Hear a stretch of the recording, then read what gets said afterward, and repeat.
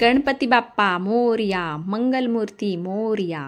Hello friends, तर आज आमच्या घरी झालेलं आहे बाप्पाचं आगमन। 2 दिवसापासून बाप्पाच्या आगमनाची जोरदार तयारी सुरू होती आणि गणपती बाप्पासाठी आम्ही अशा पद्धतीचं डेकोरेशन तयार केलेलं आहे। एकदम कमी खर्चामध्ये आणि आपल्याकडे अवेलेबल असतील अशा वस्तूंमध्ये आम्ही हे तयार केलेलं आहे। या डेकोरेशनसाठी आम्ही बांबूच्या काड्या वापरल्या आहेत, तसंच पुठ्ठ्यांचा सुद्धा वापर केलेला आहे। घरामध्ये थोडंसं डेकोरेशनचं सामान होतं, थोडेसे फुलं, वेली हे सुद्धा आम्ही वापरलंय। तसंच आपल्या आजूबाजूला ज्या निसर्गातल्या वस्तू आहेत ह्या सुद्धा आम्ही वापरलेल्या आहेत आणि एकदम कमीत कमी खर्चामध्ये गणपती बाप्पाचं हे सुंदर डेकोरेशन तयार केलेलं आहे। तर हे डेकोरेशन तयार करण्यासाठी आम्हाला किती वेळ लागला, त्याला किती खर्च लागला, त्यासाठी काय काय वस्तू वापरल्या किंवा काय काय टेक्निक वापरल्या, हे सर्व या व्हिडिओमध्ये आपण पुढे बघणार आहोत। आम्ही आधी ठरवलं होतं की 8 दिवसापूर्वी डेकोरेशनला सुरुवात करायची, पण आमची कामं, मुलांच्या शाळा यामुळे काही हे शक्य झालं नाही। मग काय, गणपती अगदी 2 दिवसावर आले आणि आम्ही डेकोरेशनला सुरुवात केली। सुरुवातीला आम्ही पहिले काही बांबूच्या काड्या घेतलेल्या आहेत आणि थोडंसं ढोबळ पद्धतीने त्या अशा पद्धतीने बांधून घेतलेल्या आहेत, कारण घरामध्ये जर डायरेक्ट असे पुठ्ठे लावायचे म्हटले तर ते लावता येणार नव्हते। म्हणून पहिले असं बांबूच्या काड्यांचा पहिले साचा बनवून घेतला आणि त्याच्यावर अशा पद्धतीने पुठ्ठे लावून घेतले। पुठ्ठे लावण्यासाठी तारांच्या तुकड्यांचा आम्ही वापर केलेला आहे, कारण हे पुठ्ठे साच्यामध्ये अडकवणं अतिशय कठीण होतं। म्हणून पुठ्ठ्यांना काही ठिकाणी होल करून घेतले आणि तारेचा वापर करून काड्यांना ते बांधून घेतले। गणपती बसायला फक्त 2च दिवस राहिलेले होते आणि आम्ही आमच्या कामाला अगदी संध्याकाळी सुरुवात केली होती। ही थीम ठरवताना अगदी सोपी वाटत होती आणि आपले सर्वांचे लाडके बाप्पा येत आहेत म्हटल्यावर काय, उत्साह तर अगदी भरभरूनच होता। आणि बरं, घरातले आम्ही सर्वच जण जोरदार तयारी करत होतो। पुठ्ठे लावून झाल्यानंतर या पुठ्ठ्यांना कलर द्यायचा होता, पण आपण जर पुठ्ठ्यांना डायरेक्ट कलर दिला तर तो कलर त्याच्यावर व्यवस्थित बसत नाही।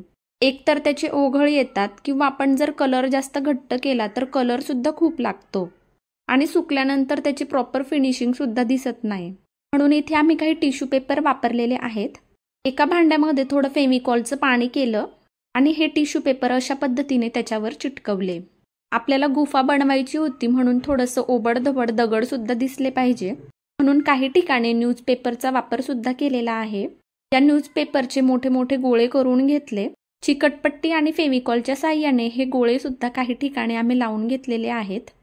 या गोळ्यांना सुद्धा थोडासा फेविकॉल मी लावून घेते आणि त्यानंतर त्याच्यावर टिश्यू पेपर चिटकवते, कारण आपण असं न्यूजपेपरला सुद्धा डायरेक्ट जर कलर दिला तर तो व्यवस्थित बसत नाही आणि आपल्याला कलर देताना सुद्धा खूप अवघड होतं। म्हणून हा जो पूर्ण भाग आहे अशाच पद्धतीने आम्ही टिश्यू पेपरने कव्हर करून घेणार आहे। फक्त वरचा डोक्यावरचा जो भाग आहे त्या ठिकाणी टिश्यू पेपर लावणं सुद्धा अवघड होईल आणि असंही वरचा भाग काही दिसणार नाहीये, त्यामुळे तिथे टिश्यू पेपरचा वापर आम्ही केला नाहीये।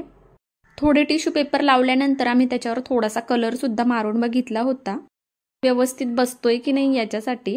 तुम्ही पाहू शकता टिश्यू पेपर लावल्यामुळे हा ब्लॅक कलर अगदी व्यवस्थित बसतोय। या सर्व कामामध्ये सगळ्यात अवघड काम होतं की याला टिश्यू पेपर लावणं। उद्या गणपती बाप्पा येणार आहेत आणि आता रात्रीचे 12 वाजत आलेले आहेत, पण अजून टिश्यू पेपर सुद्धा पूर्ण लावून झालेले नाहीयेत। थोडं टेन्शनच आलं होतं की काम पूर्ण होईल की नाही। आजच्या दिवसाचं टार्गेट होतं की टिश्यू पेपर लावून निदान कलर तरी झाला पाहिजे, पण याला अजून पेपर सुद्धा लावून झालेले नव्हते, पण काम चालू होतं। आम्ही पहिले जे टिश्यू पेपर वापरले त्याची साईज थोडीशी छोटी होती, पण नंतर जे पॉकेट फोडलं त्याच्यामध्ये मोठे टिश्यू पेपर होते, त्यामुळे थोडंसं काम पटापट होत होतं। रात्री 1:30 वाजेपर्यंत टिश्यू पेपर लावल्यानंतर दुसऱ्या दिवशीचं काम होतं कलरिंग करणं। गणपती बाप्पा आजच येणार आहेत म्हटल्यावर सकाळीच मी कामाला लागलेली आहे। याला कलरिंग करण्यासाठी इथं मी एक स्प्रेची बॉटल वापरते। हिला गार्डनिंग स्प्रे बॉटल असं म्हणतात। याच्यामध्ये आपण 2 लिटरपर्यंत कलर भरू शकतो आणि ही वापरायला पण एकदम सोपी आहे आणि हिच्यामुळे आमचं काम पण खूप सोपं झालेलं आहे। ही वापरायला सुद्धा खूप सोपी आहे आणि आपल्या जवळच्या स्टेशनरीच्या दुकानामध्येही मिळते। कलरिंग करण्यापेक्षा सुद्धा कलर सुकण्यासाठी याला वेळ लागणार आहे। वरच्या बाजूने टिश्यू पेपर लावायचे राहिलेले होते, आम्ही विचार केला की या ठिकाणी दिसणार नाहीये, त्यामुळे आपण डायरेक्ट कलर करूया व ज्या ठिकाणी दिसणार आहे त्याच ठिकाणी फक्त टिश्यू पेपर लावून मग कलर करू। कलर करण्यासाठी मी साधा ब्लॅक कलरचा ॲक्रेलिक पेंट वापरलेला आहे।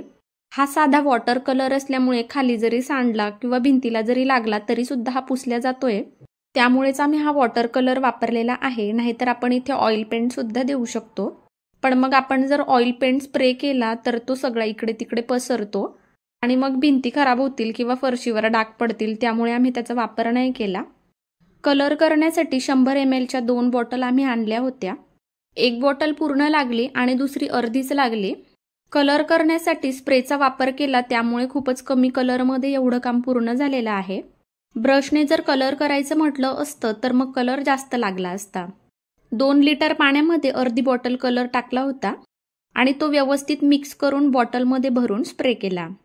याला टिश्यू पेपर लावल्यामुळे ज्या वेळेला मी कलरचा स्प्रे करते त्यावेळेला ते कलर खेचून घेतात आणि पक्का कलर बसतो. साईडच्या फर्निचरचा व्हाईट कलर असल्यामुळे इथं स्प्रे करताना मला थोडंसं अवघड झालेलं आहे, कारण ते पुसण्याचं माझं काम वाढेल. त्यामुळे पहिले मी मधल्या भागामध्ये कलर देऊन घेते. खाली सुद्धा मी थोडेसे पोते आणि पुठ्ठे टाकून घेतलेले आहेत, म्हणजे कलर थोडासा सांडला तरी सुद्धा तो त्याच्यावरच सांडेल.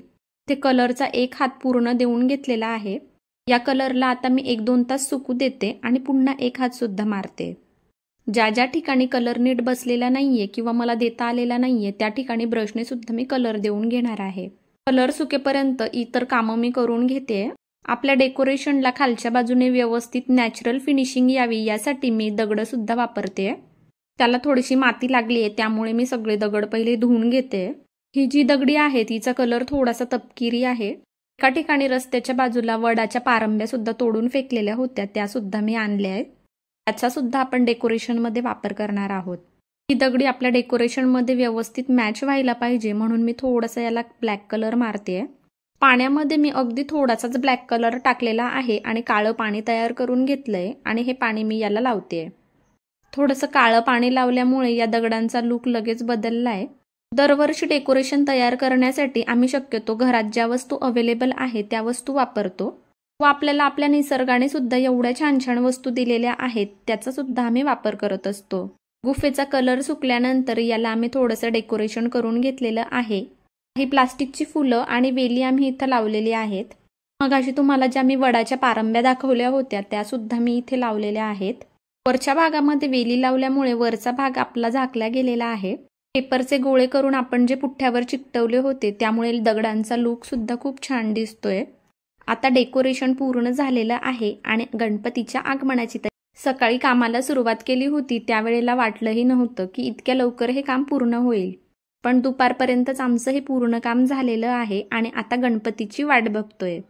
सकाळपासून मुलांचं चालू होतं गणपती बाप्पा कधी येणार आहेत, कधी येणार आहेत, आणि हे बघा गणपती बाप्पा आले. या सर्वांमध्ये आमच्या प्रांजलचा उत्साह जरा जास्तच असतो आणि तिला एवढा आनंद झालेला आहे सांगू. आणि या बाप्पांच्या मूर्तीला बघण्यासाठी मी सुद्धा खूपच आतुर झालेली आहे. आणि बाप्पा आमच्या घरामध्ये तुझं खूप खूप स्वागत आहे. आम्हाला तू खूप काही दिलेलं आहे आणि यापुढे सुद्धा असंच आमच्या पाठीशी कायम उभा राहा. सर्वांना चांगली बुद्धी दे, आरोग्य दे आणि सुख समृद्धी दे, एवढीच तुझ्या चरणी आमची प्रार्थना आहे. आज गणपतीचं आगमन झालेलं आहे तर 2-3 दिवसानंतर गौराईंचं सुद्धा आगमन होणार आहे. तुम्हाला वाटत असेल एवढं मोठं डेकोरेशन कशासाठी केलंय, तर आमच्याकडे गौराया सुद्धा असतात, त्या सुद्धा इथेच बसवतो. गणपतीचं हे डेकोरेशन करताना खूप घाईघाईमध्ये झालंय म्हणून काही गोष्टी बाकी आहेत. गौरीच्या आगमनाला 2-3 दिवस बाकी आहेत, त्यामुळे अजून थोडंसं जमलं तर डेकोरेशन पुन्हा करूया. आता गणपती बाप्पा त्यांच्या जागेवर विराजमान झालेले आहेत आणि आरतीची तयारी सुद्धा झालेली आहे. चला तर मग गणपतीची आरती करूया. माझ्या गणपतीची आरती मीच करणार असं म्हणून आरतीचा मान मिळवलेला आहे आमच्या प्रांजलने. साष्टांग नमन हे माझे गौरी पुत्र विनायका, भक्तीने स्मरता नित्यम आयुया कामार्थ साधती. प्रथम नाव वक्रतुंड, दुसरे एकदंतते, तिसरे कृष्णपिशांग, चौथे गजवस्त्रते, 5वे लंबोदर, 6वे विकटनावते, 7वे विक्वराजेंद्र, 8वे धूम्रवर्णते, 9वे श्री भालचंद्र, 10वे श्री विनायका, 11वे गणपती, 12वे श्री गजानना. देवनावे अशी 12, 3 संध्या म्हणे नर. विघ्न भीती नसे त्याला प्रभो तू सर्व सिद्धी दे. विद्यार्थ्याला मिळे विद्या, धनार्थ्याला मिळे धन, पुत्रार्थ्याला मिळे पुत्र, मोक्षात त्याला मिळे गती. जपता गणपती स्तोत्र, 6 मासात फळ, नारदांनी रचलेले झाले संपूर्ण स्तोत्र हे मराठीत पठवण्या अनुवादिले. ओम गणगणपते नमः. चला तर मग पुन्हा भेटूया पुढच्या व्हिडिओमध्ये, तेही आमच्या गौरायांसोबत. शेवटपर्यंत व्हिडिओ पाहिला त्याबद्दल धन्यवाद.